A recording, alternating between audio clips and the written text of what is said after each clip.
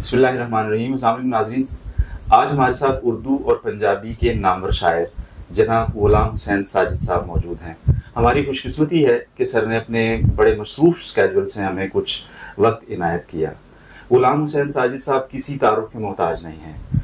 آپ 30 سے زیادہ کتابوں کے خالق ہیں. ان میں اردو کی شاعری، پنجابی کی شاعری اور اردو تنقید کی کتابیں شامل ہیں.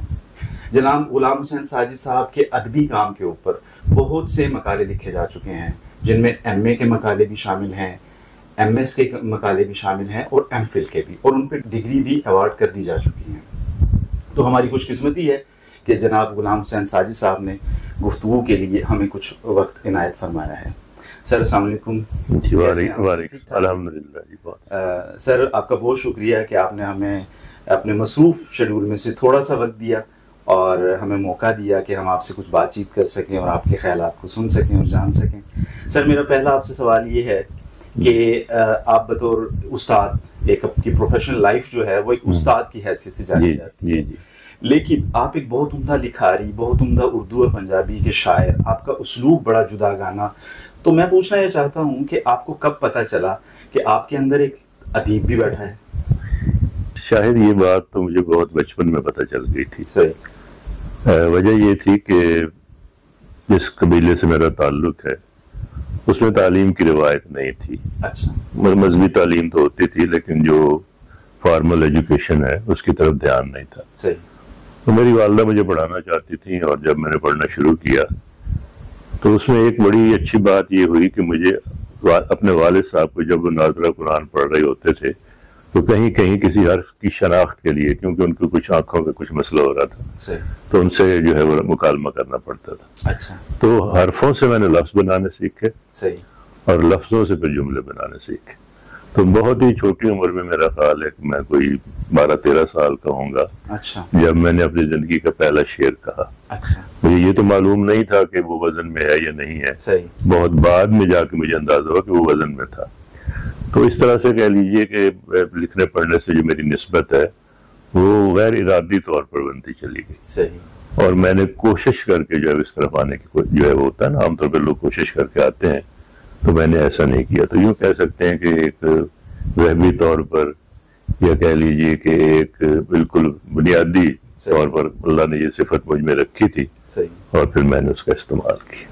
اور اس صفت کو جو محمیز عطا ہوئی، کوئی اس کے پیچھے کوئی خاص واقعہ بھی بنا؟ نہیں، میرا خیال ہے خاص واقعہ تو میرا ماحول تھا. صحیح. کیونکہ میں دیہات میں رہتا تھا، چھوٹی سی بستی ہے ہماری، اور اس کا جو حسن تھا بستی کا، جو وہاں کے جو پرندے، جو درخت، وہاں کا جو ماحول، وہاں کی جو فصلیں، کیونکہ میرے گھر سے ہی باہر نکلتے ہی جو ہے وہ فصلیں شروع ہو جاتی تھی. بالکل. تو وہاں جو فصلوں کی جو ورائٹی تھی، خاص طور پر جو رنگوں کی جو تناسب تھا، وہ مجھے بہت اٹریکٹ کرتا تھا. صحیح. اچھا، پھر میرے گھر میں سامنے 2 پیپل کے بہت بڑے بڑے درخت تھے. صحیح. تو رات کو ان کے جو پتوں کی جو کڑکڑاہٹ ہے اور اس میں ہوا چلنے کے ساتھ، تو یوں سے یہ کہ فطرت ہی ایک جواز ہو سکتی ہے، اور فطرت سے نسبت ہی شاید جو ہے مجھے شاعر بنانے میں مددگار تھی. واہ. اچھا سر، آپ کا جو بیک گراؤنڈ ہے، خاندانی بیک گراؤنڈ، پس منظر، وہ ایک پنجابی فیملی ہے، جو ٹھیٹھ پنجابی بولنے والے لوگ ہیں. تو اور آپ سے میں یہ بھی پوچھنا چاہوں گا کہ کیا آپ کی فیملی میں ارد گرد کے لوگوں میں بھی کوئی ادیب، شاعر یا لکھاری موجود تھا؟ نہیں، جیسے میں نے عرض کیا کہ تعلیم کی روایت ہی نہیں تھی. میرے بڑے بھائی جو تھے ویسے وہ میٹرک انہوں نے کیا تھا، اور وہ میٹرک بھی ایک اور زمان طریقے کا ہوا کرتا تھا کہ پہلے مڈل ہوتا تھا، پھر اس کے سال 2 سال انگریزی پڑھی جاتی تھی اور اس کو پھر وہ میٹرک سمجھا جاتا تھا. لیکن عمر میں بھی وہ اس سے بہت بڑے تھے کیونکہ میں اپنی دوسری والدہ میں سے تھا. تو بس ایک وہ مثال تھی، لیکن ان سے کبھی مکالمہ نہیں ہوتا تھا اس حوالے سے، کیونکہ وہ پڑھنے کے بعد اپنی تعلیم کو بڑی حد تک بھلا چکے تھے. تو جب میں نے پڑھنا شروع کیا تو آہستہ آہستہ میں نے جو ہے وہ پہلے کہانیاں پڑھنی شروع کی، پھر ناول پڑھنے شروع کیے، اور میں پھر کتابوں کے ساتھ ہی جو جینے لگا. صحیح. یعنی میں جب گاؤں میں ہوتا تھا تو بہت کم لوگوں کو بعض اوقات معلوم ہوتا تھا کہ میں گاؤں میں ہوں. صحیح. کیونکہ میں پڑھنے کے لیے پہلے گاؤں میں پڑھتا رہا، پھر میاں چنو چلا گیا. تو جب میں میاں چنو سے گاؤں آتا تھا تو میں کسی لوگوں کے ساتھ، بچوں کے ساتھ کھیلا نہیں کرتا تھا. مجھے کتابوں میں زیادہ مزہ آتا تھا، مجھے ان کرداروں کے ساتھ جینے میں زیادہ مزہ آتا تھا. تو میں اکیلا ہی تھا یا میرے ارد گرد وہ کردار تھے جن کرداروں کو میں نے جو ہے وہ مختلف کتابوں سے جو ہے وہ اخذ کیا تھا. صحیح. عام طور پہ یہ بھی سر تصور کیا جاتا ہے نا کہ جو انسان شاعری سے وابستہ ہو جاتا ہے یا شاعری میں اپنا انٹرسٹ لینا شروع ہو جاتا ہے یا خود سے شاعری کرنا شروع ہو جاتا ہے تو ضرور اس کے ساتھ کوئی عشق کا، محبت کا یا کوئی رومانوی واقعہ ضرور پیش آیا ہوا ہوگا. نہیں، میرا جو پہلا شعر تھا وہ رومانوی ضرور تھا. اچھا. لیکن میرا خیال اس عمر میں آدمی عشق کہاں کرتا ہے. اچھا. وہ تو ایک فطری طور پر تو ظاہر ہوتی ہے، چیز ہر آدمی میں ہوتی ہے، لیکن میں جس ماحول میں تھا یا جو مجھے تربیت دی گئی تھی اس میں عشق جن معنوں میں عام طور پہ لیا جاتا ہے وہ کرنے کی تو سہولت ہی نہیں تھی. اچھا. یا کہہ لیجئے کہ وہ کرنے کی جو ہے وہ ضرورت بھی نہیں تھی. صحیح. میں 13 سال کے اوپر پہلا شعر کہا تھا. تو ظاہر ہے کہ وہ زمانہ تو جو ہوتا ہے نا وہ رغبت کا تو ہو سکتا ہے لیکن اس کو عشق کا زمانہ نہیں کہا جا سکتا. اور بلکہ جو میری پہلی کتاب جب موسم آئی تو محمد سلیم الرحمان نے پاکستان ٹائم نے اس پر ایک بڑا خوبصورت کالم لکھا اور اس میں انہوں نے ایک سوال اٹھایا کہ بھئی غلام حسین ساجد کی جو ہے وہ اس کی کتاب میں عورت کیوں نہیں ہے. اچھا. تو اور وہ کب جو ہے وہ رومانس کی طرف وہ کب آئے گا. اچھا. تو میں تو بہت دیر تک مطلب ایک ایسا شاعر سمجھا جاتا رہا ہوں کہ جس کی شاعری میں رومانس شاید نہ ہونے کے برابر. صحیح. اچھا سر، یہ پہلی کتاب جو موسم ہے یہ کب آپ کی منظر عام پہ آئی تھی؟ یہ میں نے لکھنی تو بہت 20-22 سال کی عمر میں لکھنی شروع کر دی تھی، لیکن ہمارے کچھ دوست تھے جو اس چیز کے قائل تھے کہ شاعری کو جو ہے وہ فوراً نشاب دینا چاہیے، نظر ثانی کرتے رہنا چاہیے. تو میں بھی ان کی باتوں میں آ گیا، بلکہ جانسے میں آ گیا. تو میں نے وہ کتاب شائع کی جب میں 34 سال کا ہو چکا تھا. اچھا. تو یہ 1985 میں جو ہے وہ 1985 میں آئی تھی. اور اب اس وقت آپ درس و تدریس کے شعبے سے وابستہ ہو چکے تھے؟ جی، وہ تو میں اس سے کوئی 8 سال پہلے ہو چکا تھا. تو یہ درس و تدریس کا شعبہ بائی چوائس آپ نے اس کو منتخب کیا یا یہ بھی ایک ایسا واقعہ ہوا؟ نہیں، یہ بائی چوائس تھا.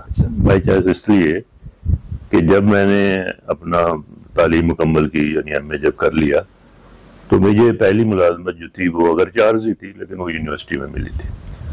وہ کسی وجہ سے مجھے ترک کرنی پڑی، اس کی بہت ساری وجوہات تھیں. اور اس کے بعد میرے لیے کسی یونیورسٹی میں یا کسی کالج میں جانے کی کوئی صورت نہیں بن رہی تھی. صحیح.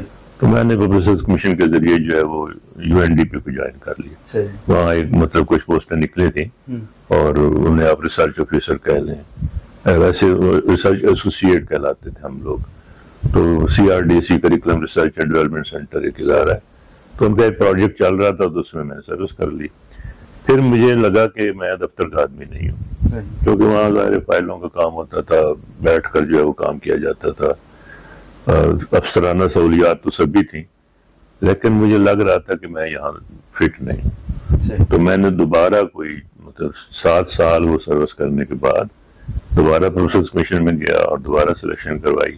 اور پھر میری 2 مضمونوں میں بیک وقت سلیکشن ہوئی، اردو اور پنجابی میں. اور باوجود پھر میں نے اردو کو سلیکٹ کیا. جبکہ آپ کی جو شاعری ہے وہ اردو میں بھی ہے اور پنجابی میں بھی ہے. جی. اور دونوں زبانوں میں آپ بلکہ میری پہلی کتاب ایکچولی پنجابی کی تھی، وہ 77 میں آ گئی تھی. اچھا. اس کا نام کیا تھا اس کتاب؟ اس کا نام تھا دنیا پھرے غم ماضی. اچھا. یہ شاہ حسین کی ایک لائن ہے، اس میں سے لیا تھا. جو ملتان میں بھی آپ نے سرکاری اداروں میں درس و تدریس کے فرائض؟ جی، میری پہلی پوسٹنگ تو لاہور میں تھی. پہلی آپ کی؟ ہاں، پہلی لاہور میں تھی. پھر میں ملتان اپنی مرضی سے گیا. اپنی مرضی سے گئے اور پھر آپ لاہور واپس بھی آئے؟ لاہور بھی مرضی سے آئے. اچھا، آپ سے میں بس یہ تھوڑا سا ڈیفرنس پوچھنا چاہوں گا کہ لاہور اور ملتان کے تعلیمی اداروں میں اور لوگوں کی نفسیات میں آپ نے کیا فرق پایا؟ اچھا، ملتان میں جو میرا ادارہ تھا جیسے کہ آپ کو معلوم ہے، پہلے میں کچھ دیر سائنس کالج میں رہا، پھر میں GC میں آ گیا یعنی ایمرسن یونیورسٹی جو بن گئی ہے. GC کے ماحول میں اور لاہور کے ماحول میں مجھے کوئی فرق محسوس نہیں ہوا. وجہ یہ تھی کہ یہاں جو طلبہ آتے ہیں GC میں اور وہاں جو طلبہ GC میں آتے ہیں ان کا جو تعلیمی جو نمبر ہوتے ہیں یا معیار ہوتا ہے یا جو ان کی جو سوجھ بوجھ ہوتی ہے اس میں بہت کم فرق ہوتا ہے. ہاں، البتہ جب میں یہاں اسلامی کالج میں واپس آیا، یہاں ظاہر ہے کہ جن بچوں سے مجھے جو رابطہ کرنا پڑا، مجھے پڑھانا پڑا، جن سے میرا سلسلہ رہا، وہ ظاہر ہے کہ بہت کہہ لیجیے ذہنی سطح پر اس کا اتنے آگے نہیں رہی جتنے ذہنی سطح اچھی ذہنی سطح GC کے بچوں کی ہوا کرتی تھی. تو وہ مجھے لگا کہ ایک میں الگ ماحول میں آ گیا ہوں, بلکہ میں اپنے آپ کو مس فٹ محسوس ہونے لگا, کیونکہ میں جس طرح کی جو چیزیں میں کیا کرتا تھا, جو میں پڑھاتا تھا, جس طرح کے میں سمجھتا تھا کہ مجھے تیاری کے ساتھ جانا چاہیے, مجھے لگے یہاں بیکار ہے وہ سب کچھ کرنا. میں نے کوشش کی کہ ان لوگوں کو اوپر لا سکوں, لیکن ظاہر ہے کہ جب 10 برس وہ کہیں اور گزار کے آتے ہیں تو آپ کے لیے بڑا مشکل ہوتا ہے کہ ان کو اس سطح پہ لے کر آئیں جس سطح پہ GC کے یا اچھی اداروں کے جو طلبہ جو ہے وہ کرتے ہیں. تو ظاہر ہے کہ میرا خیال ہے کہ اس میں جو میں نے ذاتی طور پہ تو اپنا رول ادا کرنے کی کوشش کی, لیکن وہ ذہنی جو فرق تھا جو سطح کا, اس نے بڑے مسائل پیدا کیے. صحیح. اچھا سر, اگر ہم شاعری کی بات کریں تو شاعری کو آپ کس نظر سے دیکھتے ہیں؟ یہ کوئی انسان کے اندر پیدا ہونے والی تحریک کا نام ہے, یا یہ کچھ خارجی واقعات کی وجہ سے رونما ہوتی ہے؟ یہ آپ اسے کس نظر سے دیکھتے ہیں؟ اچھا, ابتدائی طور پہ تو کہا جاتا ہے کہ اردو پڑھنے والا یا اردو لکھنے والا ہر بندہ شاعر ہوتا ہے. صحیح. اس کی وجہ یہ ہے کہ ہمارے یہاں یہ تصور ہے کہ شاعری جو ہے وہ ادب کی جو معراج ہے, یعنی اس کو سمجھا جاتا ہے کہ وہ شاعری ہے, یعنی نثر کو ہم حقیر یا کمتر اس سے سمجھتے ہیں. شاید ایک وجہ یہ بھی ہوتی ہے کہ آپ اٹریکٹ ہوتے ہیں, لیکن شاعری جو ہے نا وہ کہیں نہ کہیں آپ کے اندر ہوتی ہے. صحیح. اور پھر آہستہ آہستہ جو ہے وہ ظاہر باہر سے بھی اس کی ایک نسبت جو ہے وہ قائم شروع ہونے جاتی ہے.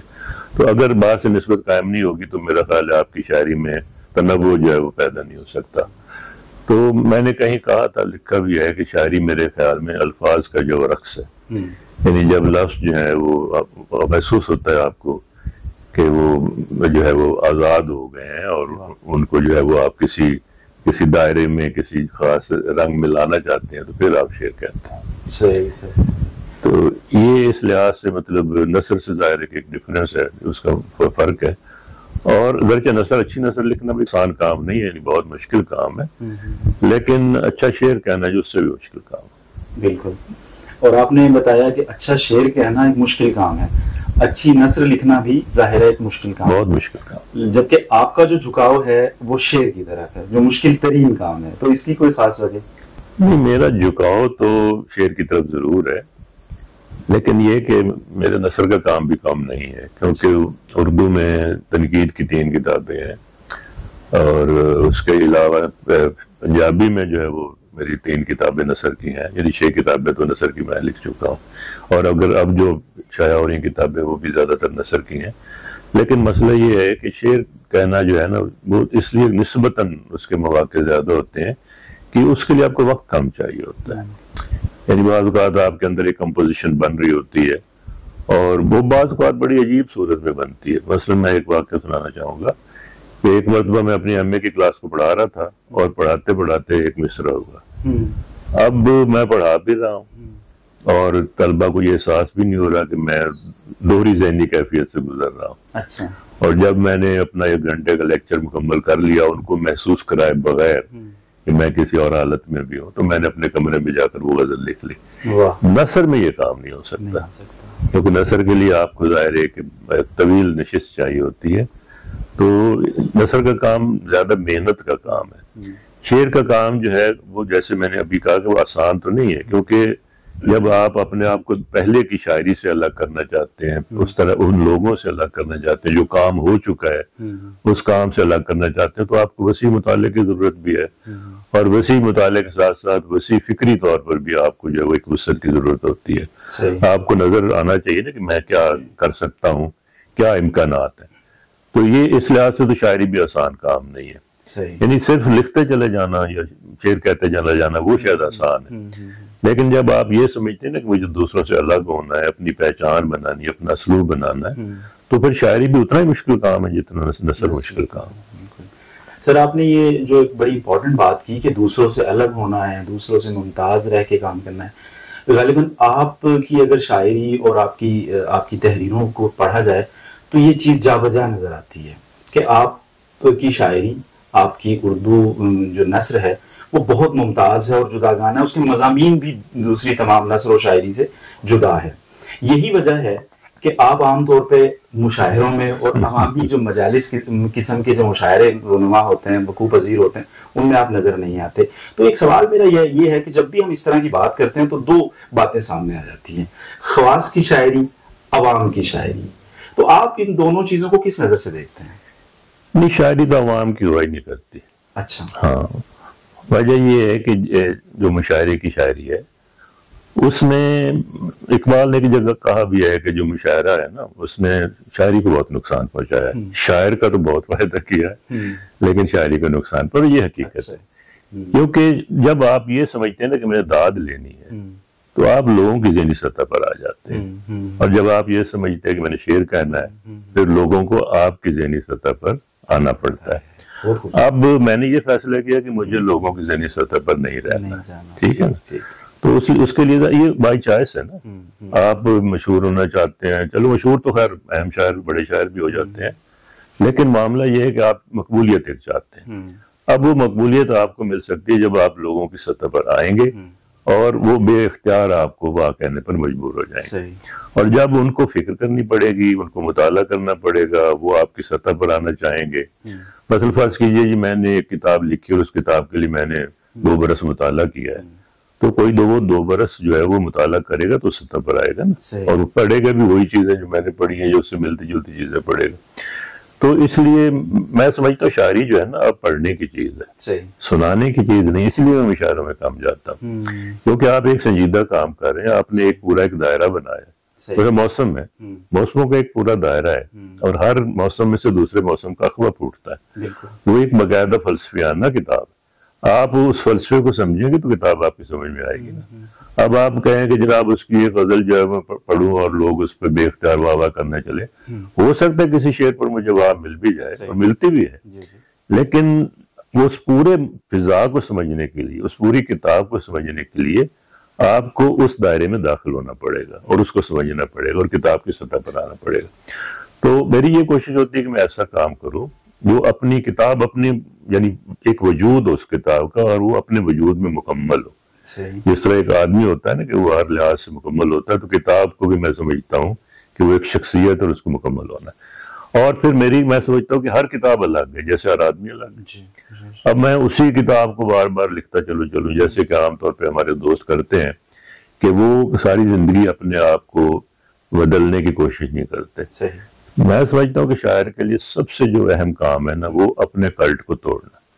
یعنی آپ خود بعض اوقات کسی چیز کا اسیر ہو جاتے ہیں. میں محسوس کرتا ہوں بعض اوقات کہ یار یہ میں لکھ کے چلا جا رہا ہوں اور یہ تو کام طوالت پکڑتا چلا جا رہا ہے، تو میں اس کو توڑ دیتا ہوں اور توڑنے کے بعد پھر اپنے آپ کو نئے سرے سے کسی اور رنگ میں جو ہے وہ ڈالتا ہوں. تو میری کوشش ہوتی ہے کہ میری کوئی کتاب بھی میری پچھلی کتاب کا تسلسل نہ ہو.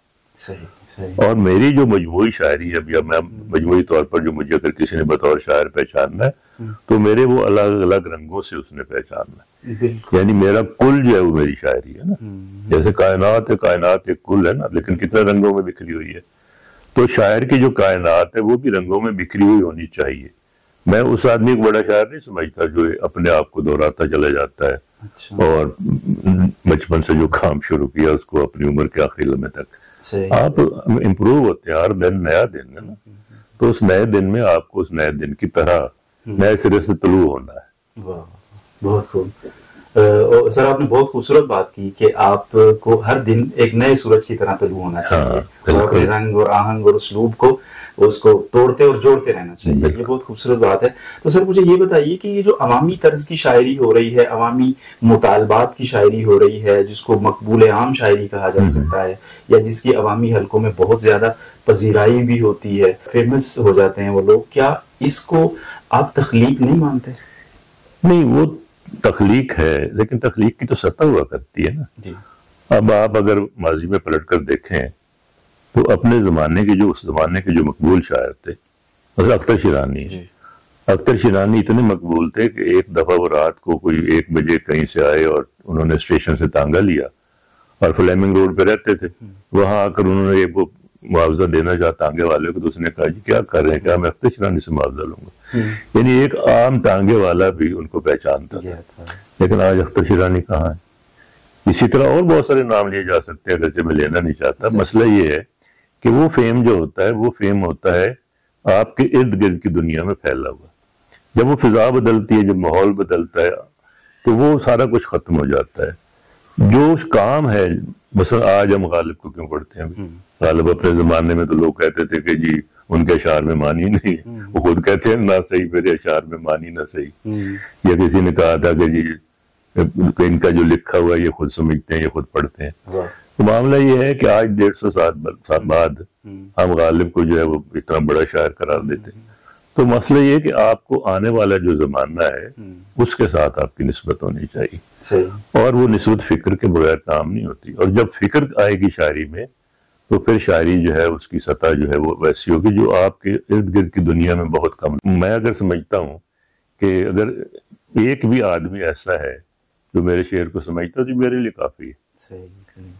بلکہ کسی نے ایک مرتبہ کسی نے فلم بنائی تھی، مجھے یاد نہیں کون سا، اس کے ہالی ووڈ کے، تو انہوں نے اپنی فلم کے بارے میں کہا تھا. فلم کا نام تھا نتھنگ بینگ. تو کسی نے کہا کہ جناب یہ آپ نے کیا فلم بنا دی، اسے تو کوئی سمجھے گا ہی نہیں. تو اس نے کہا کہ اس وقت 4 ارب آبادی تھی دنیا کی. تو اس نے کہا کہ اگر 4 ارب کی آبادی میں بھی ایک آدمی اس کو سمجھ لے گا تو میرے لیے وہ بھی کافی ہے. آپ کی جو آزادی ہے وہ آپ کو تجاوز کی طرف لے کر چلی جاتی ہے، اور آپ کی جو حالیہ کتاب شائع ہوئی ہے اس کا نام بھی تجاوز ہے. اور میں بڑا خوش ہوں یہ جان کر کہ اس کو اکادمی ادبیات کی طرف سے انعام ملا ہے، اور میں اس پہ آپ کو مبارکباد بھی دیتا ہوں. ساتھ ہی ساتھ سر مجھے تجاوز کا ایک شعر بھی یاد آ رہا ہے: عشق سے دوچار ہونے پر کھلی ساجد یہ رمز، اس کی دشواری الگ، اس کی آسانی الگ. تو میں آپ سے پوچھنا چاہوں گا کہ عشق کی جو دشواری ہے وہ تو سب جانتے ہیں کہ عشق کاغ کا دریا ہے اور ڈوب کے جانا ہے، یہ عشق نہیں آسان. تو اس کی دشواری کا تذکرہ تو عام طور پہ سنا جاتا ہے، سمجھا جاتا ہے، لیکن عشق کی آسانی جو آپ نے سمجھی ہے ذرا ہمیں بھی اس بارے میں بتائیے. یہ تو بہت سامنے کی بات ہے. وجہ یہ ہے کہ جب آپ عشق سے دوچار ہوتے ہیں اور ان دشواریوں سے جو ہے وہ آپ کا سامنا ہوتا ہے تو آپ کے لیے بہت ساری آسانیاں پیدا ہو جاتی ہیں. وہ آسانی کیا ہے کہ آپ دنیا سے بے نیاز ہو جاتے ہیں. یعنی وہ مسائل جو عام آدمی کے مسائل ہوتے ہیں، وہ شکایات، وہ دکھ، وہ تکالیف، ان سے آپ ماورا ہو جاتے ہیں. عشق نا آپ کو ایک طرح سے ایک بہت بڑے دائرے میں جو ہے وہ شامل کر دیتا ہے. یعنی یہ ضروری تو نہیں کہ یہ مجازی عشق کی بات تو ضروری تو نہیں کہ وہ کر رہا ہوں میں. اچھا عشق تو ویسے مجازی ہی ہوتا ہے، اسی سے باقی راستے نکلتے ہیں. تو میرے خیال میں جو ہے نا عشق کی آسانی یہ ہے کہ وہ آپ کو بہت ساری چیزیں، بہت ساری مشکلات، بہت ساری جو کہہ لیجیے جو دکھ ہوتے ہیں جن سے آدمی گزرتا ہے، ان سے بڑی حد تک بے نیاز کر دیتا ہے. اب ایک اور طرح کی دشواری کا شکار ہو جاتے ہیں، اور وہ دشواری جو ہے وہ لطف دینے والی، مزہ دینے والی ہوتی ہے. تو میرا خیال ہے جو آدمی بھی عشق کرتا ہے وہ بہت ساری آسانیوں کا بھی اس کو جو ہے وہ نصیب ہوتی ہیں، اور اس میں شاید اسی طرف اشارہ کیا گیا. صحیح. اور جو مشکل ہے کہیں ایسی جس آسانی کے بعد مشکل اور مشکل کے بعد آسانی کا آپ نے تذکرہ کیا، کہیں وہ مشکل تو نہیں ہے جس کا ذکر جون نے کیا تھا کہ مجدہ عشرت انجام نہیں پا سکتا، زندگی میں کبھی آرام نہیں پا سکتا؟ نہیں، وہ تو اس کا تو عشق سے کوئی تعلق نہیں ہے. زندگی میں آرام تو ہے ہی نہیں، وہ تو ہے ہی تحرک کا نام. اگر آرام ہو جائے گا تو وہ تو موت ہے نا. تو زندگی میں تو آرام نہیں ہو سکتا، نہ ہونا چاہیے. کیونکہ آپ اگر فرض کیجئے دکھ سے گزر رہے ہیں، ہجر سے گزر رہے ہیں، ناکامی کا شکار ہیں، تو کامیابی کی توقع تو رکھتے ہیں نا. کبھی وصل کی خواہش بھی آپ کو ہوتی ہے، وصل کی توقع بھی رکھتے ہیں. اور اگر آپ کسی تجربے سے نہیں گزر رہے، اگر آپ جو ہے وہ مطلب جو مشکلات ہیں ان سے گزر ہی نہیں رہے، تو پھر آسانی کی تو توقع نہیں کی جا سکتی. تو میں تو مطلب جو مجدہ عشرت انجام ہے نا وہ ہونا ہی نہیں چاہیے. اس طرح کا مجدہ نصیب ہوگا تو پھر آپ آگے بڑھ ہی نہیں سکیں گے. ایک مسلسل جد و جہد، ایک مسلسل تگ و دو میں شامل رہنا ہی زندگی ہے، اور اس سے گھبرانا نہیں چاہیے. مسئلہ یہ ہوتا ہے کہ ہم گھبرا جاتے ہیں، اور ہم جناب جیسے کہ آپ نے دیکھا کہ بعض جو ہمارے دوستوں میں بھی ہوا ہے کہ لوگ خودکشی تک پر جو ہے وہ آمادہ ہو جاتے ہیں. یہ نہیں ہے. آپ کو چاہیے کہ آپ ہر مشکل سے گزرتے چلے جائیں. منزل تو کہیں بھی نہیں ہے ظاہر، نہ منزل تک رسائی ہو سکتی ہے، لیکن اس کی طرف بڑھتے رہنا یہی منزل ہے اور یہی کامیابی. بالکل صحیح ہے سر. کیا آج کے دور میں ایسی شاعری اور ایسے نثر کی بھی ضرورت آپ محسوس نہیں کرتے جو نوجوانوں کو عمل پہ اکسائے, جو نوجوانوں کے اندر ایک تحریک پیدا کرے؟ جیسے کہ ہم کہہ دیتے ہیں کہ جی موٹیویشنل اسپیکر, کیا ہمارے معاشرے کو موٹیویشنل شاعر, ادیبوں, لکھاریوں کی ضرورت نہیں ہے؟ نہیں, موٹیویشنل تو شاعری تو یا نثر ہمیشہ موٹیویشنل ہی ہوتی ہے. اچھا, مثلا اب آپ کا چوائس ہے نا کہ آپ پڑھ کیا رہے ہیں. پہلی بات تو یہ, جیسے میں نے کہا کہ آپ کی ایک ذہنی سطح ہے, اس ذہنی سطح کے مطابق ہی آپ جو چیزوں کو سمجھتے ہیں. صحیح. اب مثلا اگر آپ فرض کیجئے جو ہمارے بڑے لکھنے والے ہیں, مثلا راشد کو آپ پڑھتے ہیں, اب راشد نے جو ہے وہ ایک جدید انسان کا تصور پیش کیا. اب وہ جدید انسان جو ہے وہ آج کی دنیا سے ہم آہنگ ہے. تو اگر آپ راشد کو سمجھ کر پڑھتے ہیں تو میں سمجھتا ہوں کہ وہ موٹیویشنل ہے, کہ آپ کو جدوجہد کی دعوت دیتا ہے, ایک نیا انسان بننے کی دعوت دیتا ہے, آپ کو آج کی دنیا کے ساتھ چلنے کی جو دعوت دیتا ہے. تو فرق صرف یہ ہے کہ ہم ان چیزوں کو اس طرح سے سمجھ نہیں پاتے.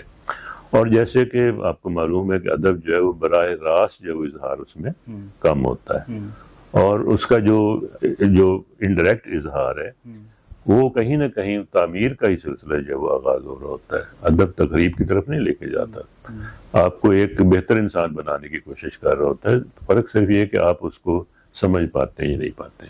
اب اس کے لیے ظاہر ہے, جیسے میں نے کہا کہ اگر آپ نے سمجھنا تو اس کے لیے آپ کو اپنے آپ کو بہتر بنانے کی ضرورت ہے. مطالعہ کریں, مزید مطالعہ کریں, تو اس کا اثر ہوگا نا پھر. اور جب اثر ہوگا تو وہی ادب جس کو آپ سمجھ رہے ہیں کہ یہ موٹیویشنل نہیں ہے, وہی موٹیویشنل جو بن جائے گا. بلکہ میں سمجھتا ہوں کہ جو لوگ موٹیویشنل اسپیکر ہیں, میں کسی کا نام نہیں لینا چاہتا, وہ تو آپ کو جامد کرتے ہیں.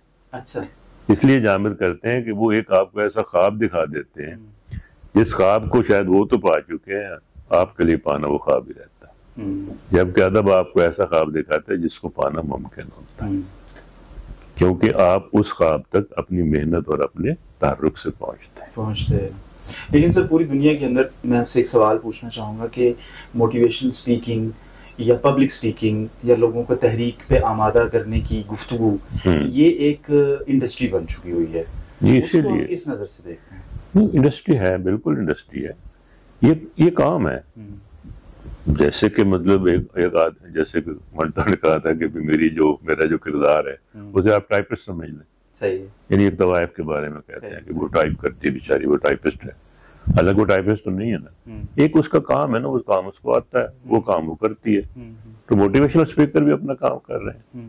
ان کے پیچھے بنیادی طور پر شاید آپ کو تبدیل کرنا نہیں ہے, یا اگر ہے بھی, مطلب میں چلو شک نہیں کرتا ان کی, کہہ لیجئے کہ جو کوشش ہے اس میں شک نہیں کرتا, وہ واقعی آپ کو تبدیل کرنا چاہتے ہیں. لیکن ہر آدمی کے حالات ڈیفرنٹ ہوتے ہیں, اور ہر آدمی جو ہے وہ اس طرح سے یا ان کے بتائے ہوئے راستے پر چل کر کبھی کامیاب نہیں ہو سکتا. آپ نے اگر کامیابی جو ہے وہ اختیار کرنی ہے تو اس کے لیے آپ کو اپنا راستہ خود تلاش کرنا پڑتا ہے. وہ اس لیے مددگار اتنے تو ہو سکتے ہیں کہ شاید اس راستے تک آپ کو لے آئے, لیکن منزل تک تو آپ کو خود پہنچنا پڑتا ہے. انڈسٹری اس لیے ہے کہ ظاہر ہے کہ اس زمانے میں جو مکالمہ ہے وہ ایک انڈسٹری بن چکا ہے. صحیح. اور ایسا مکالمہ کہ جو کسی کو تحرک دے اور کسی کو جو آگے بڑھنے کی جو ہے وہ خواہش اس میں پیدا کرے, وہ کوئی برا مکالمہ نہیں ہے. میں اس کی جو ہے وہ کہہ لیجیے کہ تکذیب نہیں کرتا, میں یہ نہیں کہتا کہ وہ اچھا کام نہیں کر رہے, لیکن ان کا فائدہ تو نہیں کو ہو رہا ہے نا, بظاہر تو ان کا فائدہ انہیں کو ہو رہا ہے. یا تو وہ یہ کام کر رہے ہو نا ہمارے صوفیہ کی طرح کہ اپنے پلے سے ان کو کھانا بھی کھلا رہے ہیں اور جو ہے وہ ان کی تربیت بھی کر رہے ہو. تو یہاں تو وہ ان سے الٹا اپنا کھانا وصول کر رہے ہیں. بڑے بڑے انہوں نے ادارے بنا رکھے ہیں, تو کہیں نہ کہیں ان کی اپنی جو ہے وہ اس میں مالی منفعت شامل ہو جاتی ہے نا. تو میرا خیال ہے اگر آپ نے کسی کو تبدیل کرنا ہے نا, اندر سے تبدیل کرنا ہے, تو وہاں منفعت جو ہے وہ ایک ضمنی سوال بات جو ہے ہونی چاہیے اور ہوتی ہے. صحیح. اچھا سر, یہ بتائیے کہ آج کا جو دور ہے جس میں نوجوانوں کو اپنی ذہنی آسودگی کے لیے اور ذہنی تھکن اتارنے کے لیے جہاں پہ موسیقی کی سہولت موجود ہے, فلم کی سہولت موجود ہے, ٹیلی ویژن کی سہولت موجود ہے, اور سوشل میڈیا کا ایک بہت بڑا پلیٹ فارم ان کے سامنے موجود ہے, وہاں ادب کی ضرورت کس حد تک محسوس کرتے ہیں, اور آنے والے دنوں میں آپ اسے کہاں کھڑا دیکھتے ہیں؟ اچھا یہ کہیں وہیں کھڑا ہے جہاں پہلے کھڑا تھا، نہ اس سے آگے بڑھا ہے نہ پیچھے بڑھا ہے۔ وجہ یہ کہ اس کی افادیت جو ہے وہ نہ کم ہوئی ہے نہ ہوگی۔ آپ جس طرف اشارہ کر رہے ہیں نا وہ شاید جو کہہ لیجیے جو مطالعے کی جو صفت ہے، یہ مطالعے کی جو عادت ہے وہ بھی موجود ہے، صرف اس کا رنگ بدلا ہے۔ تو پہلے آپ کتاب جو تھے وہ کاغذ پہ پڑھتے تھے، لیکن یہ بھی تو دیکھیں نا کہ ایک زمانے میں آپ پتھر پر بھی پڑھتے رہے، آپ چھال پر بھی پڑھتے رہے ہیں، آپ جو ہے وہ چمڑے پر بھی لکھی ہوئی کتابیں پڑھتے رہے ہیں، آپ نے جو ہے وہ الواح بھی جو ہے وہ دیکھی ہوئی ہیں، اس سے آپ کاغذ تک پہنچے ہیں۔ اب کاغذ سے آپ جو ہے وہ کہہ لیجیے اسکرین تک پہنچ گئے ہیں۔ ممکن اس کی کوئی اور صورت بھی ہو کہ ایک زمانہ ایسے آئے کہ آپ کو جو فضا میں لفظ لکھے ہوئے جو نظر آئے، تو کتاب کی صورت تبدیل ہو رہی ہے نا، وہ ہوتی رہے، کوئی فرق نہیں پڑتا۔ لیکن معاملہ یہ ہے کہ لٹریچر جو ہے اور اس کی جو افادیت وہ برقرار رہے گی۔ اب بھی جب آپ جو ہے وہ جیسے کہ دنیا بھر میں ظاہر ہے کہ باہر بھی میرا کبھی کبھی جانا ہوتا ہے تو میں دیکھتا ہوں کہ جو یورپ ہے خاص طور پر یا امریکہ ہے یا اس طرح کے جو ملک ہیں ترقی یافتہ، وہاں جہاز میں بیٹھیں، گاڑی میں بیٹھیں، ٹرین میں بیٹھیں، لوگ فوراً کتاب کھول لیتے ہیں۔ تو کتاب سے نسبت تو جو ہے وہ برقرار ہے۔ اچھا کتاب نہیں کھول لیں گے تو موبائل کھول لیں گے، ٹیبلٹ کھول لیں گے۔ اگر وہ پڑھ رہے ہیں تو لفظ سے رشتہ تو قائم ہے، اور لفظ سے رشتہ قائم ہے تو ادب سے رشتہ قائم ہے۔ بالکل ٹھیک، صحیح فرمایا سر آپ نے حالیہ دنوں میں بڑا ایک طویل وزٹ کیا یورپ کا، اس کے بعد آپ امریکہ تشریف لے گئے، اس کے بعد آپ سعودی عربیہ گئے، اور یہ 6 ماہ سے بھی زیادہ کا ایک سفر تھا۔ تو سوال میرا سر یہ ہے کہ جو سفر ہے، ٹریولنگ ہے، اور نگری نگری گھومنا پھرنا اور مشاہدہ کرنا اور مطالعہ کرنا، یہ انسان کی جو فکری صلاحیت ہے اس کو بڑھاوا دینے میں کس حد تک معاون ثابت ہوتا ہے؟ بہت زیادہ۔ اس کی وجہ یہ ہے کہ جب ہم ایک خاص طرح کے ماحول میں، خاص طرح کی فضا میں ہوتے ہیں تو آہستہ آہستہ نا ہم اس کے اسیر ہوتے چلے جاتے ہیں، اور وہ فضا جو ہے وہ ہم پر حاوی آ جاتی ہے اور ہمیں احساس ہی نہیں ہوتا کہ ہم اس کے محبوس ہو چکے ہیں۔ ایسا ہی ہے جیسے کہ ایک کنویں میں ہم رہ رہے ہیں اور ہمیں جتنا آسمان نظر آتا ہے ہم سمجھتے ہیں آسمان اتنا ہی ہے۔ جب ایک مختلف ماحول میں آپ جاتے ہیں، ایک نئی علاقے میں، ایک نئی دنیا میں، تو بہت کچھ تبدیل ہو جاتا ہے۔ مثلا ہماری جو فارسی شاعری ہے، جو ہماری جو کہہ لیجیے اردو کی روایت جو شاعری کی ہم نے ظاہر فارسی سے لی ہے، اس میں بہار کی بڑی اہمیت ہے، اور بہار سے ہمارے بہت سارے جو ہے وہ استعارے، بہت ساری علامتیں، بہت ساری تشبیہات جڑی ہوئی ہیں، اور ہم سمجھتے ہیں کہ بہار ہی ایک ایسا موسم ہے جو موسموں کا کہہ لیجیے سردار ہے، یا جو سب سے زیادہ خوبصورت موسم ہوتا ہے۔ لیکن یورپ میں جا کے مجھے لگا کہ خزاں اس سے بھی زیادہ خوبصورت ہے۔ ہاں، کیونکہ وہاں کے جو درخت ہیں، جو جس طرح سے رنگوں کی ایک بہار آتی ہے وہاں، خاص طور پر فال شروع ہونے سے پہلے، وہ بڑی حیران کن ہے۔ اتنے زیادہ یعنی درختوں کے رنگ اتنے زیادہ ہوتے ہیں اور اتنے تیز رنگ ہوتے ہیں، اتنے برائٹ کلرز ہوتے ہیں کہ وہ میرے لیے بڑا ایک عجیب تجربہ تھا۔ اسی طرح برف باری کا جو موسم ہے، تو مسئلہ یہ ہے کہ جو وہاں کے جو موسم ہے، ظاہر وہاں پرندے بھی مختلف ہیں، وہاں کے لوگ مختلف ہیں، ان کے رویے مختلف ہیں، وہ آپ کی اس فکر کو جو آپ نے پہلے ایک دائرہ جو بنا رکھا ہوتا ہے اور جس سے آپ باہر نہیں نکلتے ہیں، اس کو توڑ دیتے ہیں، اور آپ ایک عالمی سطح پر کہہ لیجئے کہ اس فضا میں جو ہے وہ داخل ہو جاتے ہیں۔ پھر آپ کو ان کی شاعری بھی سمجھ میں آتی ہے، آپ کو ان کی فکشن بھی سمجھ میں آتی ہے، اور آپ کو یہ لگتا ہے کہ وہ ہم سے کس قدر الگ ہیں۔ اچھا، اب جب آپ وہ تجربہ لے کے یہاں آتے ہیں تو کہیں نہ کہیں آپ ایک بدلے ہوئے شخص جو ہے وہ ہوتے ہیں، اور اس کا فائدہ ظاہر ہے یہاں کے ادب کو، یہاں کے لٹریچر کو پہنچتا ہے۔ کیونکہ مجھے یاد نہیں، لیکن میں نے کسی شعر میں وہاں کی خزاں کا ذکر بھی کیا ہے، تو وہ کیوں کیا ہے؟ اگر میں نے نہ دیکھی ہوتی تو شاید میں کبھی اس کا ذکر نہ کرتا۔ تو ایک نیا پن آتا ہے، اور ظاہر ہے کہ وہ مطالعے سے زیادہ آپ کو وہ نیا پن جو ہے وہ سفر کے دوران محسوس ہوتا ہے، کیونکہ آپ اپنی آنکھوں سے جب ان چیزوں کو دیکھتے ہیں تو پھر سمجھ میں آتی ہے کہ ان کی حقیقت کیا ہے اور ان کی افادیت کیا ہے۔ صحیح۔ تو طبیعت کبھی سفر نامہ لکھنے کی طرف مائل نہیں ہوئی؟ مزے کی بات یہ کہ میں نے ابھی ایک پنجابی کتاب میری کند گن آئی تھی پچھلے برس، اور اس کو بھی ایوارڈ ملا اکیڈمی کا، وہ وارث شاہ کہلاتا ہے، یہ والا جو اردو والا یہ علامہ اقبال ایوارڈ کو آتا ہے، اور اس میں ضمن ایک بات کہہ دوں کہ میں پہلا آدمی پاکستان کا جس نے 2 زبانوں میں یہ ایوارڈ لیے ہیں، کیونکہ ہم اردو میں مل جاتا ہے لوگوں کو، پنجابی میں مل جاتا ہے، پنجابی میں 2 دفعہ لے لیا، اردو میں 2 دفعہ لے لیا، لیکن ایسا کوئی آدمی پہلے مجھ سے پہلے نہیں ہے جس نے دونوں زبانوں میں بہت بڑی بات شاعری کا ایوارڈ جیتا۔ تو خیر یہ تو ایک ضمن بات تھی، وہ ایک طرح سے منظوم سفر نامہ، اس میں نظمیں ہیں جو کوئی نیو یارک کے حوالے سے ہے، کوئی پیرس کے حوالے سے ہے، کوئی وہاں کے رویوں کے حوالے سے ہے، کوئی وہاں کے درختوں کے حوالے سے ہے، تو وہ ایک طرح سے منظوم سفر نامہ ہے۔ اور اس سفر نامے میں کہیں نہ کہیں ان کی تہذیب کو، ان کی اخلاقیات کو، ان کے فلسفے کو، ان کی نفسیات کو، ان کے رویوں کو جب موضوع بنایا گیا۔ باقی جو نثری سفر نامہ ہے وہ میں نے شاید اس لیے نہیں لکھا کہ ہمارا سفر نامہ نا بہت فکشلائز ہو چکا ہے۔ اگر آپ حقیقت سے لکھیں گے نا تو وہ ایک طرح سے یوں بن جائے گا کہ جیسے آپ جو ہے وہ کوئی تصویری جو ہے وہ خبر نامہ لکھ رہے ہیں۔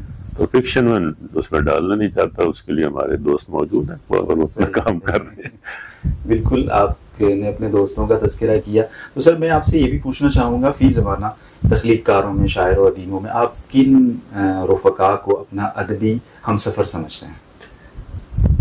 خیر ادبی ہم سفر تو بہت ہے میرے، جیسے کہ میں نے ذکر کیا تھا ثروت حسین تھے، ابراہیم احمد سید ہیں، ابھی محمد اظہار الحق ہیں، صابر ظفر ہیں، پھر میرے جو سینئرز تھے ان میں بھی ظاہر بہت سارے لوگ تھے جن سے میں نے سیکھا بھی، جیسے علی عباس جلال پوری تھے، جیسے نجم حسین سید ہیں، جیسے احمد الدین قاسمی تھے، مطلب بہت سارے، ان کو میں اپنے اساتذہ میں شمار کرتا ہوں کیونکہ ان کو میں نے پڑھا اور ان کے ساتھ صحبت کی، ان کے ساتھ بیٹھا، ان کو جو سمجھا، ان سے سیکھا۔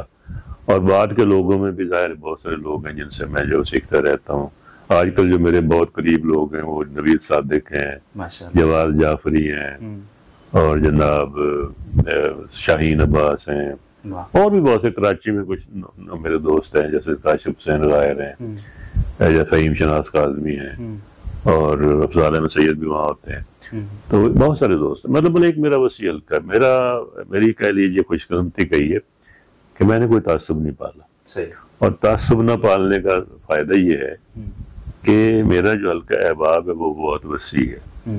آپ شاید یہ سن کر حیران ہو کہ جب ہم لوگ لکھ رہے تھے، آغاز جن لوگوں نے 70 کی دہائی میں آغاز کیا، تو ایک مرتبہ مجھے کسی نے سوال کیا، اس وقت نوائے وقت نے شاید کوئی انٹرویو کیا تھا، تو انہوں نے سوال کیا مجھ سے کہ یہ تمام دوست آپ کے کلاس فیلو ہیں۔ تو میں نے کہا کہ یار یہ کلاس فیلو کیسے ہو سکتے ہیں؟ کوئی اسلام آباد میں بیٹھا ہوا ہے، کوئی کراچی میں بیٹھا ہوا ہے، کوئی پشاور میں بیٹھا ہوا ہے، کوئی ڈھاکہ میں بیٹھا ہوا ہے، تو ہم کلاس فیلو نہیں ہیں، ہم فکری لحاظ سے نا ایک طرح سوچتے ہیں۔ تو جہاں بھی کوئی آدمی جو ہے وہ میری طرح سوچتا ہے یا مجھے محسوس ہوتا ہے کہ میری طرح سوچ رہا ہے، خواہ وہ نثر نگار ہے، خواہ وہ نظم نگار ہے، خواہ وہ غزل لکھنے والا ہے، تو مجھے لگتا ہے کہ وہ میں ہی۔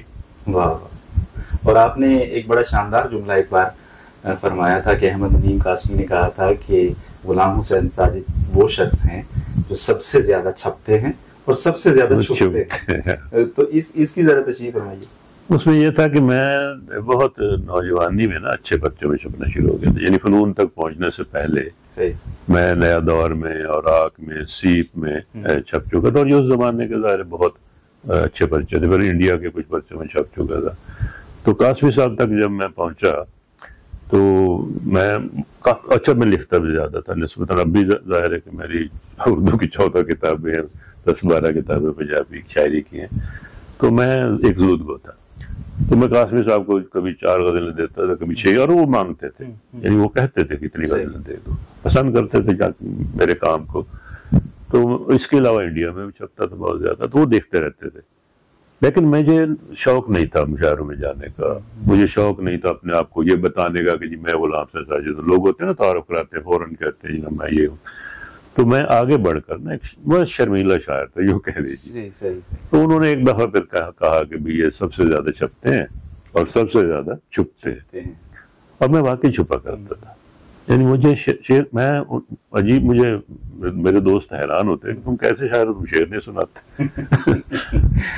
آپ نے بڑا خوبصورت بات کی کہ آپ ایک میں یہ بات کرتے ہوئے تھوڑا سا جھجک رہا تھا آپ کے بارے میں کہ آپ ایک شرمیلے پن کا جو ہے وہ ایک عنصر نظر آتا ہے آپ میں. تو آپ نے خود ہی فرمایا کہ مجھ میں ایک شرمیلا پن تھا ہے اب تک. تو کیا یہ شرمیلا پن اس کو آپ دیکھتے ہیں کہ کہیں اس نے آپ کو نقصان تو نہیں پہنچایا؟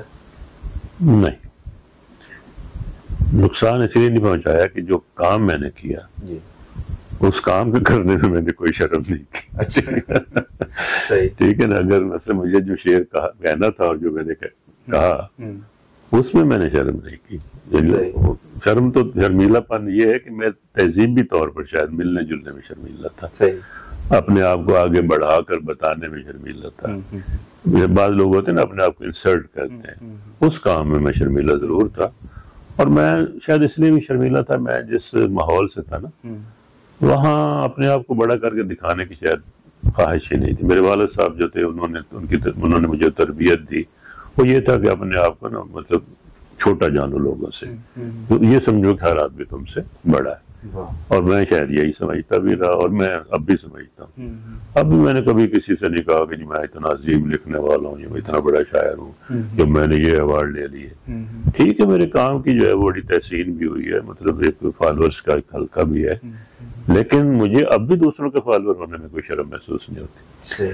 تو شرمیلا پن جو ہے وہ شاید میل جول میں تھا، شاید اپنے آپ کو بتانے میں تھا، اپنے بارے میں کچھ بتانے میں تھا، لیکن لکھنے کے کام میں کوئی شرم نہیں ہے. وہ ٹھیک ہے، جیسا میں کرنا چاہتا تھا ویسے ہی کیا میں نے. آپ کی شاعری میں سر جو مضامین ہیں وہ قطار اندر قطار موجود ہیں. آپ نے خود فرمایا کہ میری ہر کتاب کا جو رنگ ڈھنگ ہے، جو ذائقہ ہے، وہ پچھلی کتاب سے جدا گانا ہے اور منفرد ہے.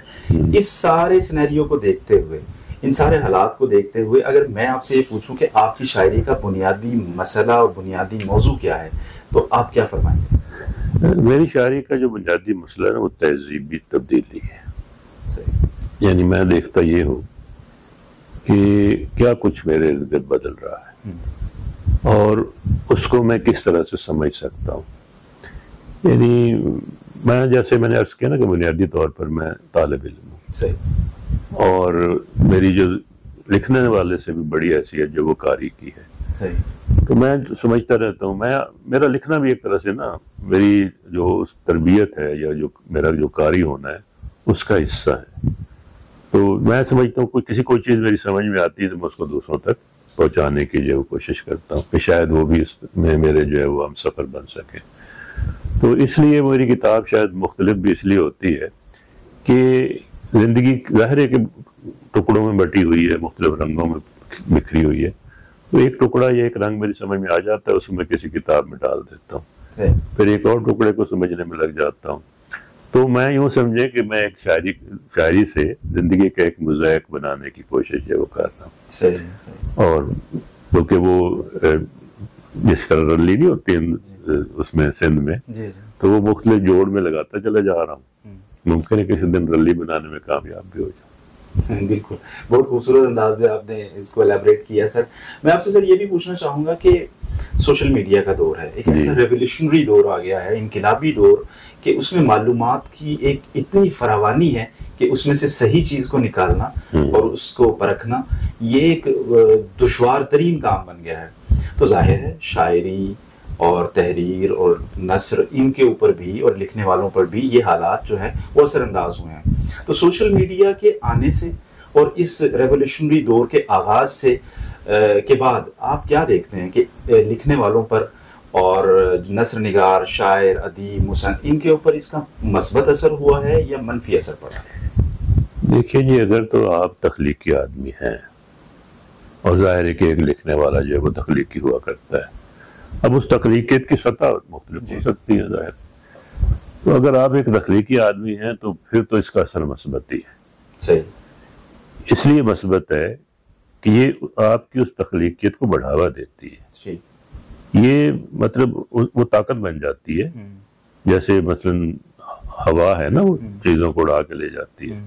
تو اگر ہوا بند ہو جائے تو چیزیں اڑنا بند کر دیں گی نا. تو اسی طرح یہ وہ ہوا ہے جو آپ کو آگے اڑاتی ہے اور آپ کو جو ہے جس کے ذریعے آپ آگے بڑھ سکتے ہیں. فرق صرف یہ کرنا ہے کہ آپ ہوا کے پیچھے نہ ہو، آپ کو ہوا کے آگے ہونا چاہیے. صحیح. پھر کوئی مسئلہ نہیں ہے. معاملہ جب ہوتا ہے جب ہم مرغوب ہو جاتے ہیں، ہم سمجھتے ہیں کہ یہ جو مصنوعی جو ذہانت ہے وہ مجھ پر حاوی آ رہی ہے، تو گھبرانے کی کوئی ضرورت نہیں ہے. یہ چیزیں کبھی بھی انسان پر حاوی نہیں آ سکتی. صحیح. کیونکہ تخلیق کرنے کی صلاحیت اور لفظ کو اس کی ہزاروں جو اس کے معنی ہوتے ہیں خفتہ یا ظاہر، ان کے ساتھ استعمال کرنے کی صلاحیت صرف آپ کے پاس. صحیح. وہ کبھی کسی آپ آپشن دے سکتے ہیں. مصنوعی ذہانت میں آپشن ہوتے ہیں نا، ایک لفظ اس کے 1000 معنی بتا دیں گے. آپ کیا معنی چاہتے ہیں وہ کبھی بھی نہیں بتا سکتے. صحیح صحیح صحیح، بالکل ٹھیک فرمایا سر. مجھے ڈاکٹر بشیر بدر صاحب کا ایک شعر یاد آ رہا ہے، اور یہ شعر خاصا پرانا شعر ہے. انہوں نے فرمایا تھا کمپیوٹر سے غزلیں لکھیں گے بشیر بدر، غالب کو بھول جائے گی 21ویں صدی. نہیں، آپ یہ اس کو کس طرح دیکھتے ہیں کہ کیا ایسا دور آ رہا ہے کہ آپ ادبی جو تخلیق ہے وہ بھی ان ڈیوائسز کے ذریعے کرنا شروع ہو جائیں گے؟ دیکھیے ابھی میں نے پچھلے دنوں کچھ لوگوں کی AI کے ذریعے لکھی غزلیں دیکھی بھی ہیں، وزن میں بھی ہوں گی، ٹھیک ہے نا، وہ الفاظ کا چناؤ بھی بہتر ہوگا. تخلیقیت کہاں سے لائیں گے؟ تخلیقیت جو ہے وہ میجک ہے، اور وہ میجک جو ہے وہ معلوم کی تمام جو امکانات ہوتے ہیں اس کے علاوہ ہوتا ہے. صحیح. میں مثال دیتا ہوں، مثلا ایک مرتبہ ایاز کے بارے میں پوچھا کسی نے محمود غزنوی سے کہ بھی آپ کو کیوں پسند ہے، اور عمرہ کو ظاہر اس سے تکلیف ہوتی تھی نا، جلتے تھے اس سے. تو اس نے کہا کہ یار یہ کمرے میں بیٹھا ہوں، 4 دروازے ہیں اس کے، سب لوگ کاغذ پہ لکھ کے دیں کہ میں کس دروازے سے گزروں گا. تو انہوں نے کاغذ پہ لکھ دیا، ایاز کو کہا کہ تم بھی لکھو، اس نے بھی لکھ دیا. تو اس نے اب کہا کہ مستری کو بلاؤ، مستری کو بلایا، کہا یہ 5واں دروازہ بناؤ. اب 5واں دروازہ بنا، بادشاہ اس سے نکل گیا. اب نکل کے واپس آیا، کہا کہ کھول دو دروازہ. جب کھولے تو صرف ایاز نے لکھا ہوا تھا کہ آپ اپنے لیے نیا دروازہ بنوائیں گے. معاملہ یہ ہے کہ تخلیقیت جو ہے وہ نیا دروازہ بنانے والا کام ہے. اچھا. وہ کوئی بھی ان دروازے، ان کھڑکیوں سے، ان روشن دانوں سے، ان روزنوں سے، ان سوراخوں سے باہر نکلنے کا راستہ نہیں ہے. آپ کو اپنی آزادی کے لیے ایک نئی جو دروازہ جو ایک نیا روزن کھولنا پڑتا ہے. وہ روزن جو ہے وہ کوئی بھی مشین نہیں کھول سکتی، وہ صرف انسان کھول سکتا ہے، شاعر کھول سکتا ہے، ادیب کھول سکتا ہے، سوچنے والا کھول سکتا ہے. تو گھبرانے کی کیا ضرورت ہے؟ بالکل نہیں، بہت خوبصورت بات کی آپ نے، اور اس کے اندر ایک بہت زیادہ ایک موٹیویشن بھی موجود ہے لکھنے والوں کے لیے. اچھا سر، اب اپنے آبائی علاقے میں وقتاً فوقتاً جاتے رہتے اور اپنا کھیت کھلیان اور اپنا پرانا گھر بار دیکھتے ہیں، تو کیسا محسوس ہوتا ہے اب کہ جب آپ مستقل طور پہ ایک بڑے شہر میں سیٹل ہو چکے ہیں، اب بھی جب اپنے پرانے آبائی گھر علاقے میں جاتے ہیں تو کیا دیکھتے ہیں، کیا مشاہدہ کرتے ہیں؟ اس کے لیے تو میں نے ایک شعر بھی کہا ہوا ہے کہ میرا گاؤں میرے سینے میں اب بھی میری امانت ہے. واہ واہ. اے لاہور تیری گلیوں سے پھر بھی مجھے محبت ہے. واہ. تو میری تو موٹیویشنل جو ہے نا وہ طاقت ہی وہی ہے. صحیح. میں وہاں جاتا ہوں، جب میں یہاں محسوس کرتا ہوں نا کہ میں رک رہا ہوں، آگے نہیں بڑھ پا رہا، تھک رہا ہوں، میری جو ہے وہ صلاحیت جو اس میں کچھ کمی آ رہی ہے، طاقت کم ہو رہی ہے، میں وہاں جاتا ہوں اور نیا ہو کے آ جاتا ہوں. بالکل. اچھا سر، یہ ایک لفظ ادبی جمود یا تخلیقی جمود، یہ کس چیز کا نام ہے، اور اس کو توڑنے کے لیے مختلف لوگ مختلف قسم کے وہ تراکیب استعمال کرتے ہیں، تو آپ اس کو کس نظر سے دیکھتے ہیں؟ تخلیقی جمود ہوتا ہے. معاملہ یہ ہے کہ یہ اصل میں دو جو کہہ لیجئے فیزز ہوتے ہیں نا، ان کے درمیان کی چیز ہوتی ہے.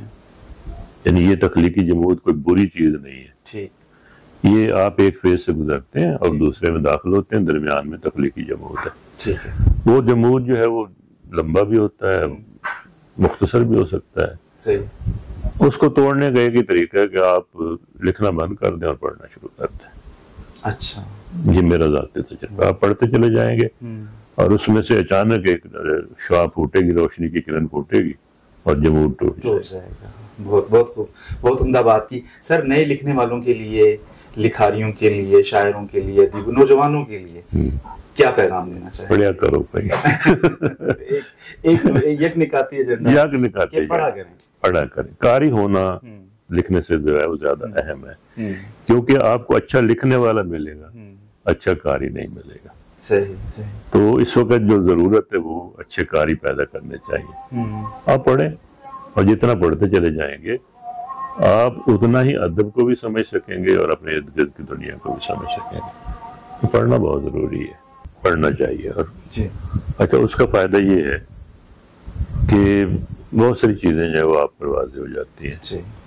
اور جب ظاہر آپ پڑھتے ہیں تو سب سے جو بڑا فائدہ ہوتا ہے یہ ہوتا ہے کہ آپ کو یہ پتہ چلتا ہے یعنی نئے لکھنے والے کو کہ مجھے کیا نہیں لکھنا ہے. یہ زیادہ اہم ہے. یہ سوچنا کہ مجھے کیا لکھنا چاہیے، اس سے زیادہ یہ سمجھنے کی ضرورت ہے کہ مجھے کیا نہیں لکھنا چاہیے. اور جب آپ پڑھیں گے نہیں تو آپ کو کیسے پتہ چلے گا؟ بالکل. تو میرا یہی ہے کہ میں بھی پڑھتا ہوں، تو میری یہ خواہش ہے کہ دوسرے بھی پڑھیں.